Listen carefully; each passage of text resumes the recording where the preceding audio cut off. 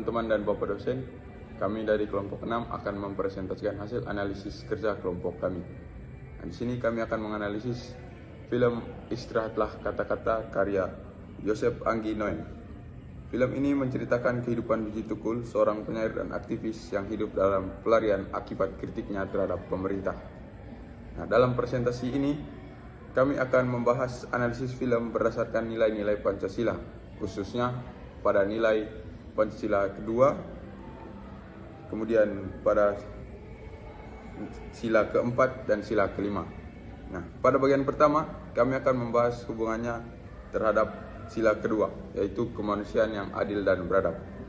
Dalam film ini, Wiji Tukul digambarkan hidup dalam ketakutan, berpindah-pindah tempat tinggal, dan harus terpisah dari keluarganya demi menghindari penangkapan.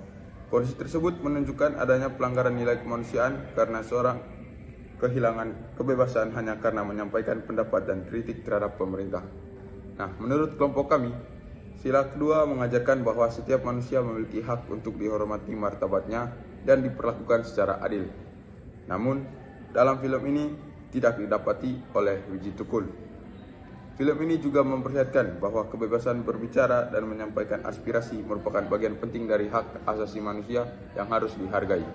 Selanjutnya, film ini juga berkaitan dengan sila keempat dan juga sila kelima. Pada sila keempat, yaitu kerakyatan yang dipimpin oleh hikmat kebijaksanaan dalam permusyawaratan dan perwakilan, perjuangan Wiji Tukul menunjukkan usahanya untuk menyuarakan aspirasi rakyat kecil. Namun, pemerintah pada masa itu lebih menggunakan kekuasaan daripada musyawarah dalam menghadapi kritik masyarakat.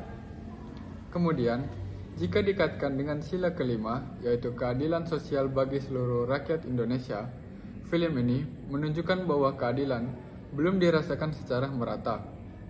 Rakyat kecil yang menyampaikan kritik justru mendapatkan ancaman dan tekanan dari pihak yang berkuasa. Dari sini, dapat dilihat bahwa film ini mengandung kritik sosial mengenai kurangnya keadilan dan kebebasan pada masyarakat tersebut. Istirahatlah Kata-Kata memiliki makna mengenai kemanusiaan, keadilan, dan kebebasan berpendapat.